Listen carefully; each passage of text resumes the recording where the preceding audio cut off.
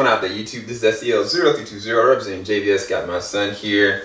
We are about to give you guys, as the title would show, our top 10 movies of 2018. Following that, it'll be our most anticipated movies for 2019. On top of that, I don't know if I'm going to do a worst list because there's some movies I just literally just chose to avoid just because they look bad. Maybe that's not the best way of thinking about it from a critical standpoint. But there is another list I'm going to be doing of films I did not get to see. I'll name a few. I didn't get to see Bumblebee, didn't get to see Hereditary, didn't get to see Superior, didn't get to see Mandy. And the list is a little bit longer than that, which I'll go over that in a whole separate list. So I just want to let you guys know there's some that I just did not get to watch. But let's go ahead and go through the list now. You ready? You ready, David? All right. Number 10. Capernaum. Capernaum was a really interesting foreign film that I got access to seeing through Sony. And it was probably one of the most riveting, emotional films I think I'd ever seen. It was a completely different language, but it was like I felt the raw emotion behind the main character. I felt everything that was going on, and it was probably one of the better films I'd watched in a good while. And I'm glad that it actually got nominated for a Best Foreign Film as well nomination. Number 9, BlacKkKlansman.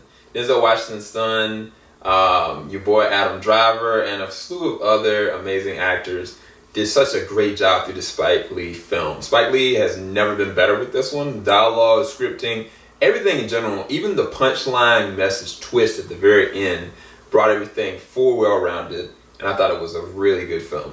Okay? Number 8, one of my favorite films, Ready Player One. That was the most funnest experience I've had, you know, from a visual immersion standpoint, VFX, with CG, and with 3D that I'd had since Avatar, honestly. Like, Steven Spielberg had never been better. And matter of fact, Steven Spielberg was probably the only people that actually could make something like that because it took from so many of his own films.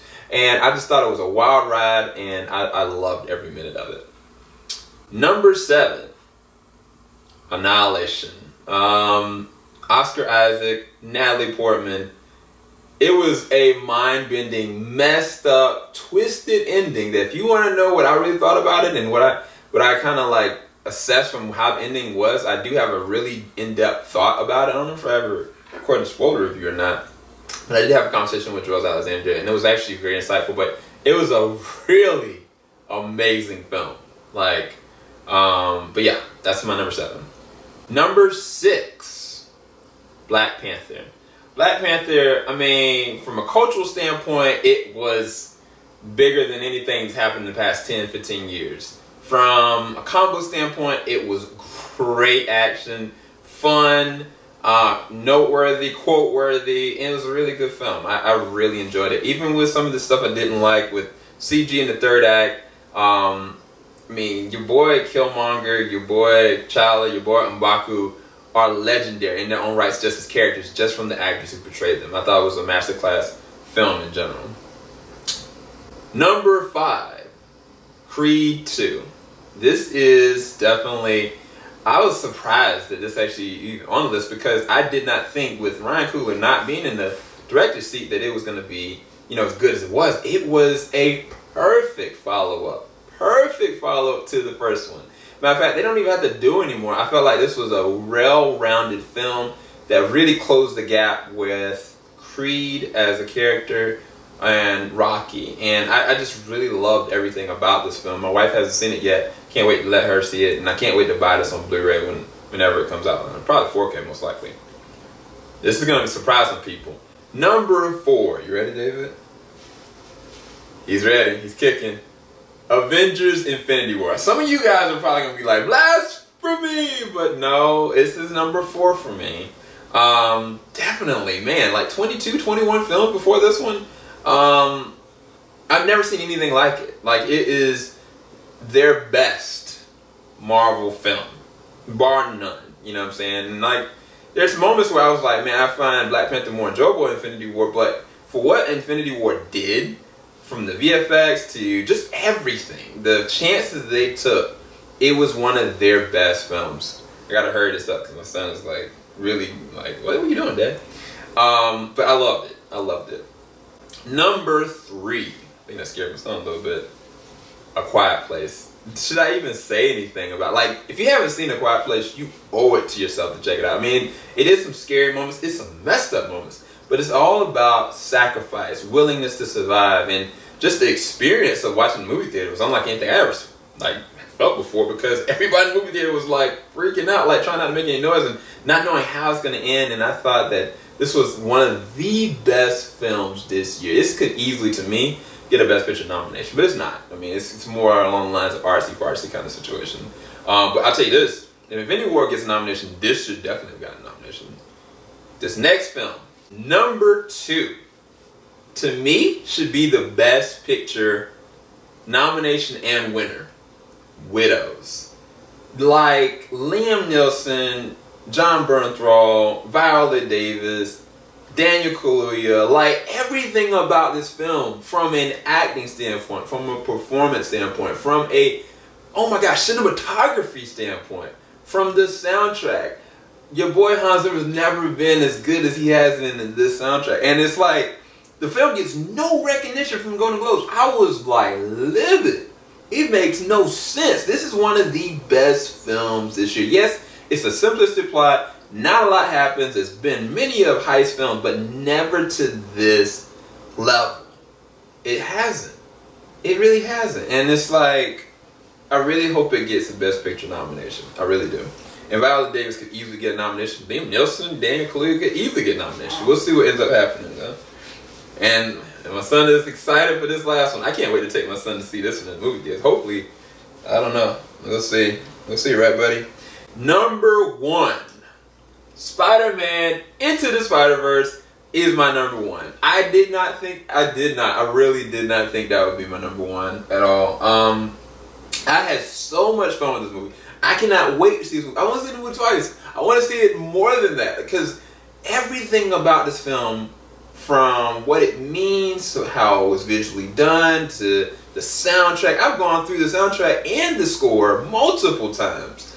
On top of that, like, I made a video, I don't know if you check it out at the end of this, where it was literally just based off this one amazing moment of Miles Morales taking that leap of faith, you know what I'm saying? And just everything that the movie did and what it accomplished from a cinematic standpoint and just in general from storytelling. Like, it was great. And I mean, I think it's for everybody. Like, I mean, with the different characters, for the kids, most definitely. But if you really want a great story, this was so good. And if you want to know more about Miles Morales, you can definitely check out the Ultimate Universe. And I know they just got a new comic book series in the Marvel Universe comics. But your man Jason Reynolds has a really good film, or a really good novel called Miles Morales Spider-Man. I would definitely recommend that and check it out. I'm going to give you guys some honorable mentions just because any of these it was really hard. Some of these I almost made the list, but I had to cut them because this is my favorite top 10, okay? And these are in order of, like, going from 11 to whatever. First one was The Hate U Give. I loved that film. That almost made the cut. Mission Impossible Fallout. Easily their best. Easily their best. Mirai, nominated right now for Best Animated Film. It was a really good film. Really enjoyed everything from that director in general. Deadpool 2, need I say more? Incredibles 2, same situation. Overlord really kind of surprised me in a lot of different ways, but I really enjoyed it. My Hero Academia, The Two Heroes, was such an epic action film. I loved it. The animation was so good. Upgrade, just nuts. It was really nuts. Super Dark Times on Netflix was really dark, really messed up. I've seen the movie like 3 times now. It was really good. The Death of Superman Part 1, which Reign of Superman is coming out really soon. Actually, I can tell you guys now, I'm going to be going to the red carpet in New York for that. So, yeah, I'll tell you about that later. Batman Gotham on Gaslight, really awesome film. Batman Ninja unfortunately didn't make this list just because I was like, man, I'm sitting there putting way too many Batman things up here. And then last but not least is Aquaman. But yeah, my son did a good job. Hopefully you guys enjoyed my top 10 films of 2018. Next video I'm going to make is going to be either one most anticipated or a video of the ones where films I just didn't get to see to notate about, because I think any of these films that I didn't get to see, there's reasons why I didn't get to see them. And on top of that, I'm not gonna push myself. I literally had this little boy to take care of. All right, hopefully y'all enjoyed that. Keep it locked, JVS. We ain't gonna stop. Y'all have a blessed one. Peace, guys. Pounding, call me the wingman, cause I'm on his team. Higher than the flyest spaceship you ever seen. Hotter than the sunbeam, cause it's so real. Call him Mr. Wonderful, cause he is that deal. The night is darkest just before the dawn, and the dawn is coming quick and crack is coming with T-Nick. Yeah.